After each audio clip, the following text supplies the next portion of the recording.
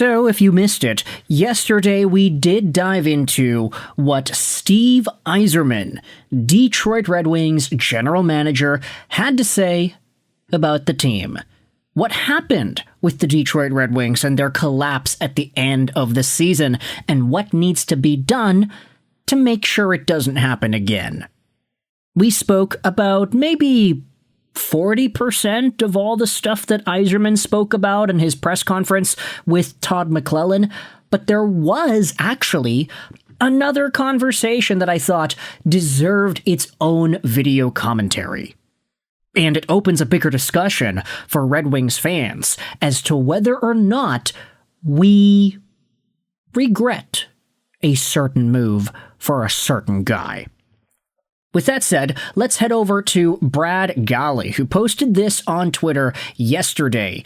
It's a video clip of Steve Yzerman and his press conference with the media, where he gets asked about the Quinn Hughes trade talks and the reported perception that Hughes wanted to be moved to the Detroit Red Wings. Now, if you didn't see it, we had made a few videos talking about former Vancouver Canucks captain and current Minnesota Wild defenseman Quinn Hughes and the reported speculation that saw him get linked to the Detroit Red Wings.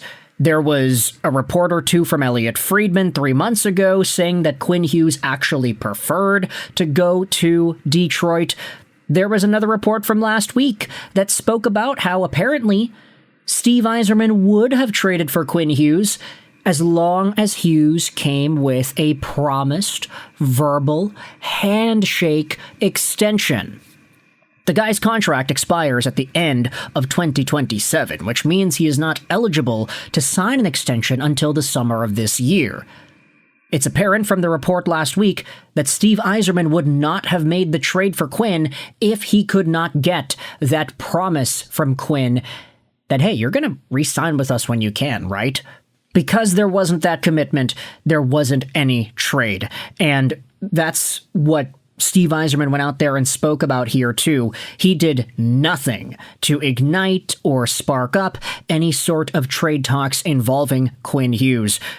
They asked him about it, and he said, "I don't know where you get your information." He added he couldn't talk about other players and didn't want to tread into tampering with the Wild defenseman so publicly. That's essentially what he said here in the video. He says that, hey, Quinn Hughes is playing for Minnesota right now, so I don't want to talk about another team's player. I don't want to get into tampering territory. I don't want to, potentially step on some stones that actually might be landmines. So Steve Yzerman, as he has been in the past, is very, very conservative with the way he answers this question. But that opens up another avenue for conversation for Detroit Red Wings fans. The idea that Quinn Hughes would have been traded to the Detroit Red Wings if Steve Yzerman just allowed it to happen. Reports said that the Canucks and the Wings did have a deal in place, but it was all contingent on whether or not Hughes would verbally agree to sign an extension by the time July came around. And because Stevie Y couldn't get that guarantee, he said no to the trade. Does this feel like a regretful situation? That's my question to you. If you were Steve Yzerman, and if you went down the same path of decisions that Yzerman went down this season, would you look at Quinn Hughes and would you look at the guy you did end up getting in Justin Faulk and say, darn it, we should have just made that trade for Quinn Hughes? I understand both sides. On one hand, you can say, hey, Justin Faulk, while he was a fine addition, the Red Wings paid a pretty steep price to get this guy. A first-round pick, a third, Buchelnikov, as well as Justin Hall. Now, okay, Justin Hall, negative value. I get it. But a first, a third, and Buchelnikov, that's a pretty decent penny. It's not like Justin Faulk was an amazing player, but he was pretty solid. However, he's no Quinn Hughes. And Justin Faulk signed on till the end of 2026-2027. His contract goes on for the same amount of time that Quinn Hughes's does. But we all acknowledge, of course, if you're trading for Quinn Hughes, you're not trading a first, a third, and Dmitry Buchelnikov, you're giving away Simon Edvinsson, you're giving away Nate Danielson, you're giving away a first-round pick on top of all that, and then you're probably giving up another prospect too. The price for Quinn Hughes was pretty substantial. That's the thing with this Simon Edvinsson conversation when talking about what a Quinn Hughes trade package would have looked like for the Detroit Red Wings. You can say, hey, if you're able to re-sign this guy till 2030 whatever, then okay, it's great to trade away Edvinsson, it's great to trade away whatever you need to trade away to get a caliber talent like Quinn Hughes. But because you can't get that guarantee, you can't make that risk with a trade package that strong. It was already reported by Elliot Friedman when the Quinn Hughes trade went down that there were only 2 teams actually willing to bite the bullet and that weren't afraid to get this guy with the idea of an extension not even considered. It was New Jersey and it was Minnesota.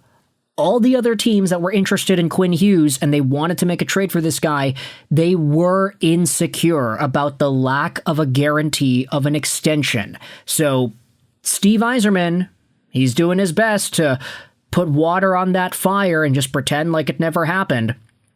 But I do question whether or not that opens the door to some potential regret in the trade that the Wings did make for Justin Faulk. The idea is, yes, you didn't go all in for Quinn Hughes, but did you not go all in enough? You traded away a first-round pick for a guy like Justin Faulk. That's whatever. But you think about it now, the Wings missed out on the playoffs, and now that first-round pick, it's hovering in 15th overall territory. If the Red Wings draft pick ends up winning one of these lotteries, it could go up there to 5th or 6th overall. It's possible for this draft pick to actually be a lot more valuable. And if the Wings were going to miss the playoffs anyway with the acquisition of Justin Faulk, you kind of have to wonder, was it worth it for Detroit to steer away from whatever it was Quinn Hughes was going to be able to offer their team? I do understand, though, at the same time, if you take the Red Wings team, you look at the lines, you look at the combos, you look at the D pairings, and you say, all right, let's swap out Edvinsson and put in Quinn Hughes. If you've got Hughes, Seider, Sherratt, Sandin Pellikka, Albert Johansson, and let's say Jacob Bernard-Docker instead of Hamonic, does that D-core help your team make the playoffs? I would certainly hope that it does. I would hope that Quinn Hughes is able to acquire a lot more points and allow the Red Wings to get more total standings points than what Justin Faulk was able to do for the Detroit Red Wings. Quinn Hughes is a guy that can single-handedly win you a game. So he's a guy that I think would have added a few extra elements of that to the Red Wings team that we saw this season.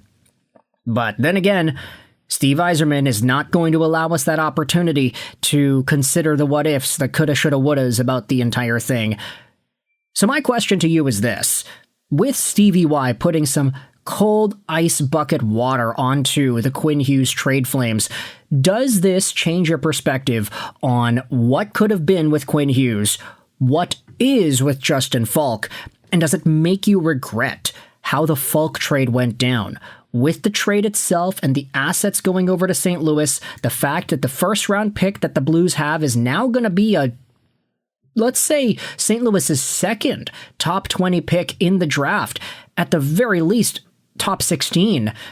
There's a lot to like out of what it is the Detroit Red Wings could have been, but what they are right now, they're just a team that missed the playoffs. With that said, let me know your thoughts in the comment section below. I hope you enjoyed this video, and bye.